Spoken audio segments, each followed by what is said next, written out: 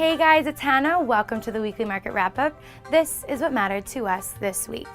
Not a whole lot going on in the markets this week, and it is pretty evident that Americans needed a holiday, as Independence Day on Thursday caused for a truncated schedule for Wall Street.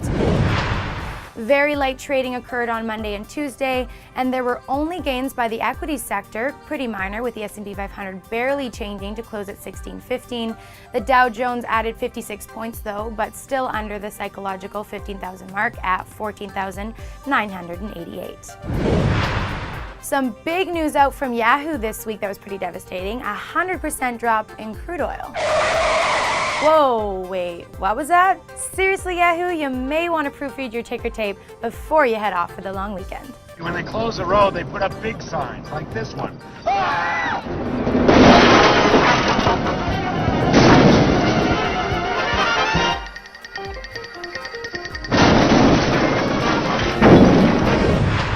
As we head into the session after Independence Day, three major international headlines continue to dominate investor fears. Instability in Portugal's government, which directly affects the health of the European Union's economy. Escalating turmoil in Egypt, and continued weakness in Chinese manufacturing data, which is of particular concern of American and Japanese businesses. We don't have any winners and losers this week, so we've decided instead to take a technical look at the international stock markets. For the British FTSE, despite being up over 3% year to date, this is in context of a broadening downtrend, which has been in play since the middle of March. Wednesday's close leaves the index dangling precariously above the 200-day moving average, and any more bearish news out of Europe could send the FTSE tumbling. For the German DAX, it has proven to be a volatile year, with the high-low spread in the index measuring 14%.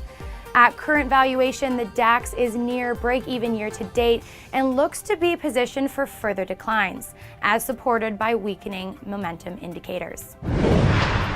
For Japan's Nikkei, it cleared the all-important 14,000 mark and is one of the few major markets that is positioned in an uptrend. However, there has been some hesitation in moving beyond this marker, and a failure to decisively clear at least 14,500 points could spell near-term volatility. A little bit closer to home, let's take a look at the S&P 500. While the index did well to recover the 1600 mark, this is occurring in the context of a sharply declining broadening wedge pattern, which portends further near-term bearishness. The index must clear 1650 points in order to break this downtrend, although volatility in the international markets is making investors very nervous. Over to precious metals. Gold managed to stop its decline to commodities purgatory by closing above $1,250 per troy ounce. But it has a long way to go from here. One small comfort in this awful year for precious metals is that while the price action has continued to make new lows, the momentum indicators have failed to do just that, which does suggest that we may be seeing a bottom in this market.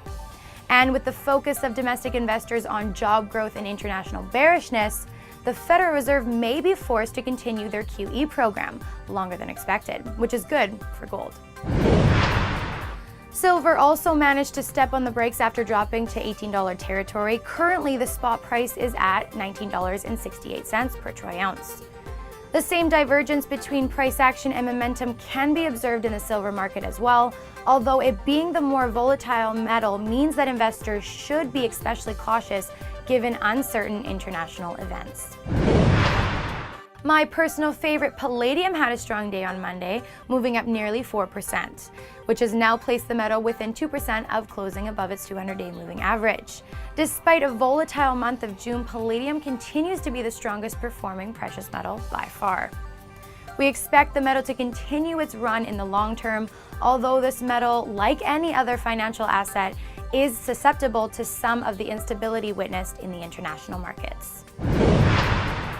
And that wraps it up. We know you want to get on with your long weekend, but don't leave before you hit that subscribe button. And you can email me at hannah@ViralNetworkNews to email me what you love and you hate. Thanks for watching. We'll see you next week. For VNN, I'm Hannah Bernard.